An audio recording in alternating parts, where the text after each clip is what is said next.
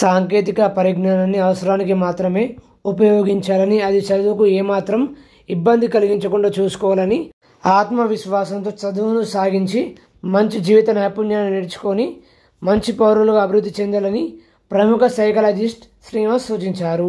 ఆరుమూరు మాడుపల్లిలో గల వెంకటేష్ కాలనీలో ఉన్న లిల్లీపుట్ పాఠశాలలో సైకాలజిస్ట్ శ్రీనివాస్ విద్యార్థుల తల్లిదండ్రులకు అవగాహన సదస్సు నిర్వహించారు.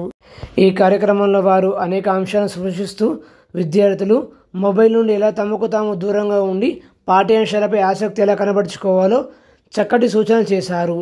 విద్యార్థులు అడిగిన ప్రశ్నలకు చక్కటి సమాధానం ఇస్తూ తల్లిదండ్రులకు సరైన సూచనలు చేశారు. సమాజంలో మంచి పౌరులుగా ఎదగడానికి ఏ రకమైన అలవాట్లు పాఠశాలలో మరియు ఇంటి వద్ద ప్రవర్తించాల్సిన తీరుతెన్నులను ఎంతో క్లుప్తంగా వివరించారు. ఈ కార్యక్రమంలో పాల్గొనడం తమకెంతో ఆనందాన్ని కలిగించిందని విద్యార్థుల తల్లిదండ్రులు ఆనందం వ్యక్తం చేశారు. ఈ కార్యక్రమంలో పాఠశాల కరెస్పాండెంట్ రామకృష్ణ, ప్రిన్సిపల్ దాసు, ఉపాధ్యాయులు తదితరులు పాల్గొన్నారు.